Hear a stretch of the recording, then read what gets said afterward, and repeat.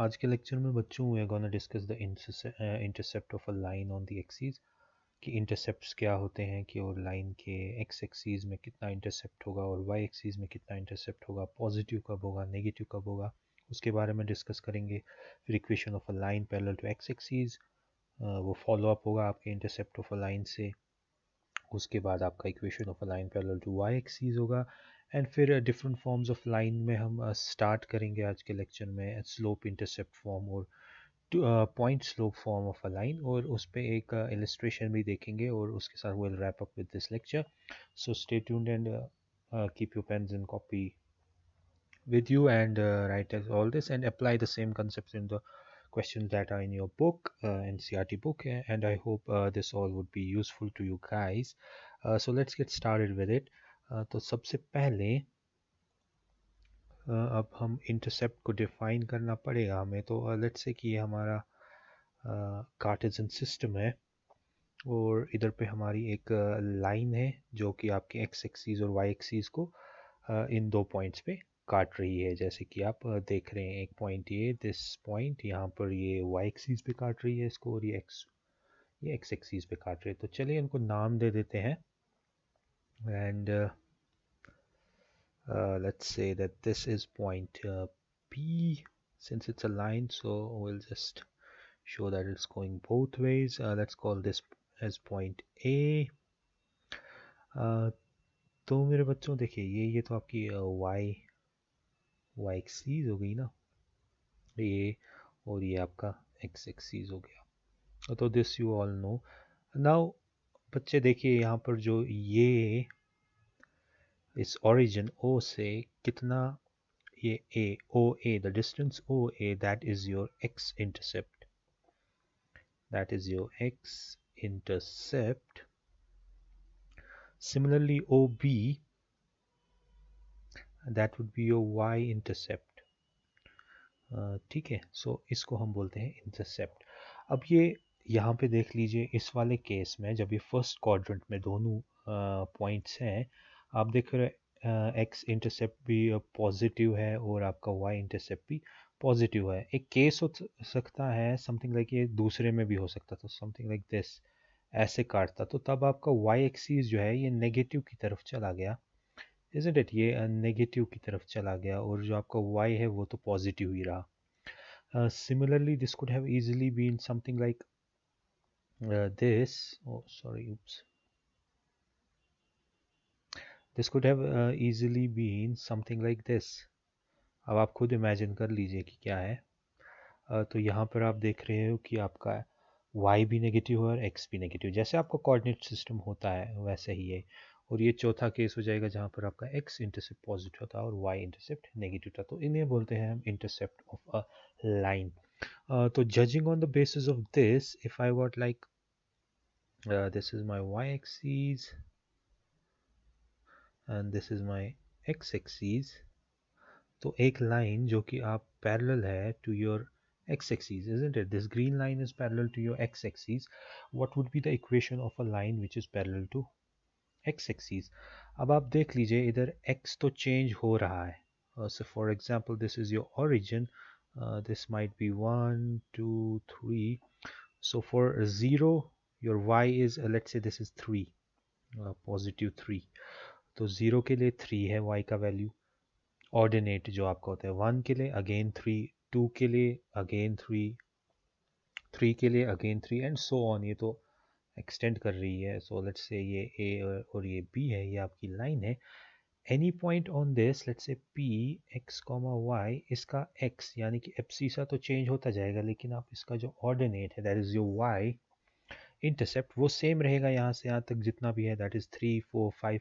Let's say अगर हम इसको एक कांस्टेंट के बोलते हैं या कोई भी कांस्टेंट आप बोल सकते हो, तो equation of A B in form of ये एक लोकस बन जाता है, locus of a point which is equidistant from your Y axes, isn't it? वैसा किस्म का ये बन जाता है और स्ट्रेट लाइन पे लाई कर रहा है।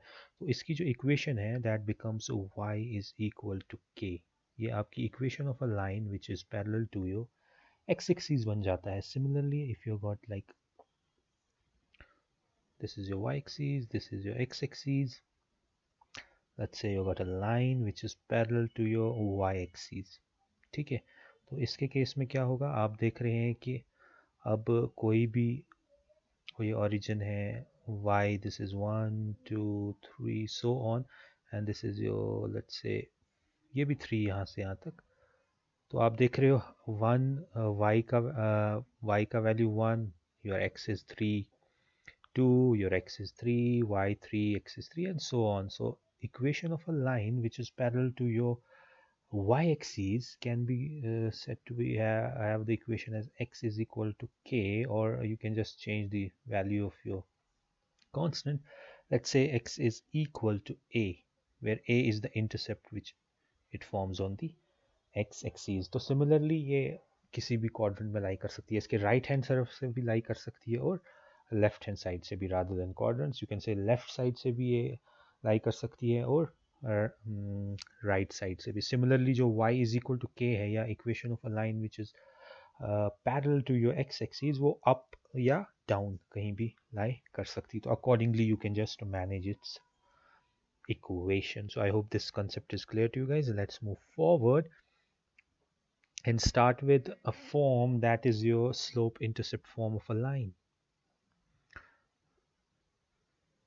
ये आपने देखा होगा अपने फिज़िक्स में, ये स्लोप इंटरसेप्ट फॉर्म, क्योंकि ये काफ़ी इम्पोर्टेंट फॉर्म रहता है और जनरली आपकी जो इक्वेशन या first order equation of a straight line इसी से डिफाइन होती है, slope intercept form of a line.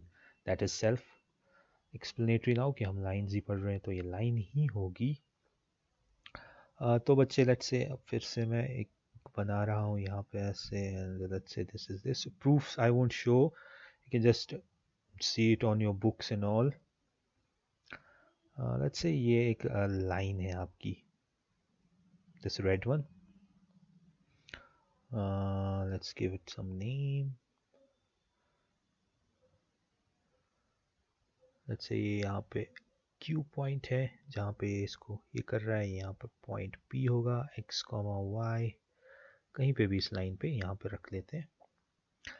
And थोड़ी बहुत इसमें हमें देखना पड़ेगा कौन कहाँ कट कर रहा है। Let's say this is like this, इसको Q तक ले जाते हैं और Q से ये यहाँ तक हो जाता है, ठीक है। Let's just extend this up till this, okay. तो ये हो गया है। इस पॉइंट को हम M कह लेते हैं यहाँ पे, और इधर से इधर तक तो आपका X होगा, ठीक है। अब ये जो ओरिजिन O है आपका, इधर से OQ जो है ये आपका इंटरसेप्ट बना ना, इसको C नाम दे देते हैं। कोई भी इंटरसेप्ट जिसका कुछ भी वैल्यू हो सकता है, इसको C नाम देते हैं। And then there is angle theta which is formed here with the positive direction of x axis. Again this would be theta, already हमने डिस्कस कर दिया है प्रीवियस लेक्चर्स में। सो बाय सिंपल ज्योमेट्री और simple mathematics आप इसको आगे देख सकते हो। दिस जो होगा आपका कितना होगा, अगर यहाँ से लेट्स से पॉइंट P है ना, तो इसका ये y होगा, y कोऑर्डिनेट यहाँ से यहाँ तक, isn't it? तो ये PM जो है ये कितना होगा, that would be y minus c, because this much OQ is c, ठीक है। ये तो ये x बन गया। तो अगर आप इसमें टेंजेंट ऑफ थीटा निकालते हैं, tangent of theta would be equal to PM upon QM. PM is simply equal to beta y minus c upon, and your QM is simply x, and you know tangent of theta is basically your slope, that is m. This is equal to y minus c upon x. चलो ये तो proof ही हो गया इसको। So doing cross multiplication you'll get y minus c is equal to m of x, and y is equal to mx plus c. That is the equation or slope intercept form of your straight line. This is the required slope intercept form of a line. So y is equal to mx plus c, where c is your intercept, m is your slope, and x is the x coordinate, and y would be given as the y coordinate of any point, like you're saying that P, which is having x and y. Similarly इसकी एक extension होगी यहाँ पे बच्चों की, अगर आपके पास point slope form है, you're talking about point slope form, वो इसी से डिराइव हो जाता है। पॉइंट स्लोप फॉर्म में क्या होगा कि अगर आपके पास एक पॉइंट P है, उसका x1, y1 कोऑर्डिनेट्स दिए हुए हैं, these are given points, okay, and उसका स्लोप जो है आपकी लाइन का, उसका m स्लोप है, तो इसकी इक्वेशन जो है वो बन जाती है बच्चों y minus y1 is equal to m into x minus x1। तो ये उसी चीज़ का ये है, आप देख रहे हैं, ये जो आपने यहाँ पर डिराइव की उसी का थोड़ा बहुत एक्सटेंशन है। इसमें क्या है, this is basically the equation of a line which passes through point x1 y1, that is your point P and has slope m। तो इसका जो आपको इक्वेशन निकलता है, that is point slope form, that is y minus y1 is equal to m into x minus x1. So whenever you are given with intercept and a slope, you would use this white formula, and whenever you are given with this would be used when you're given with what you're given with slope and you're going to given with intercept, and this decades would be used when you're given with a point P और उसके coordinates दिए होंगे और line का slope दिया होगा। Intercept तो यहाँ मिसिंग है ना, तो ये पॉइंट स्लोप फॉर्म बन गया, ये स्लोप इंटरसेप्ट फॉर्म बन गया। तो I hope this is clear to you guys. इस चीज़ को फर्दर एक क्वेश्चन में कैसे आएगा वो मैं आपको दिखाने की कोशिश करता हूँ। लेट्स से कि let's say we have to find the equation of a straight line which cuts off intercepts, so intercept जो दिया हुआ है, intercept of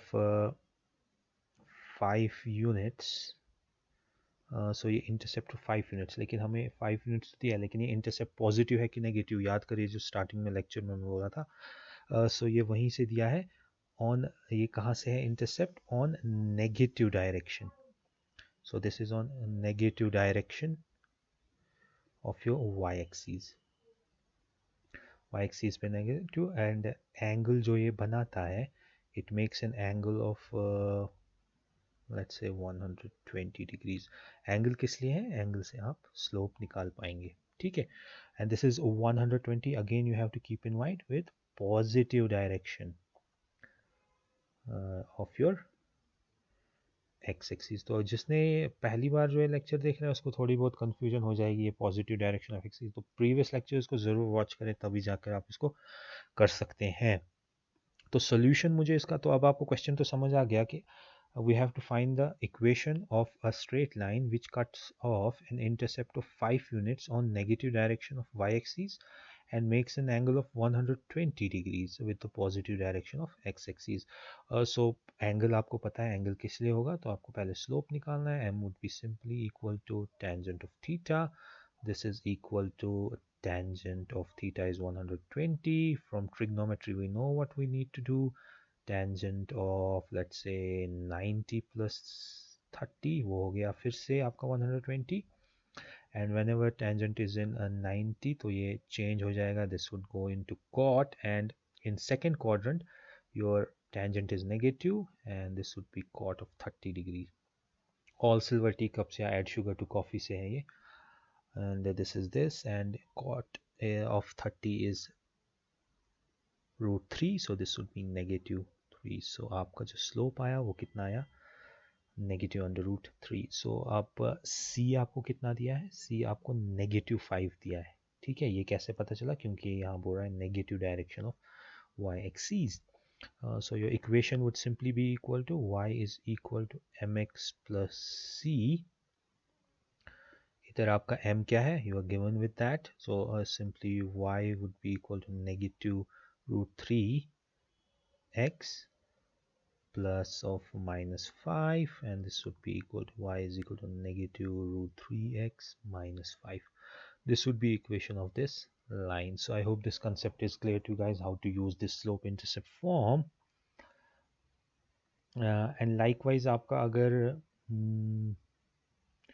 दिया गया होगा यही वाला जो पॉइंट स्लोप फॉर्म है, तो आप उसमें भी देख सकते हो कि how to go about the things. तो I hope this was beneficial for you guys. तो do try the questions that are in your book and Let's meet in another class.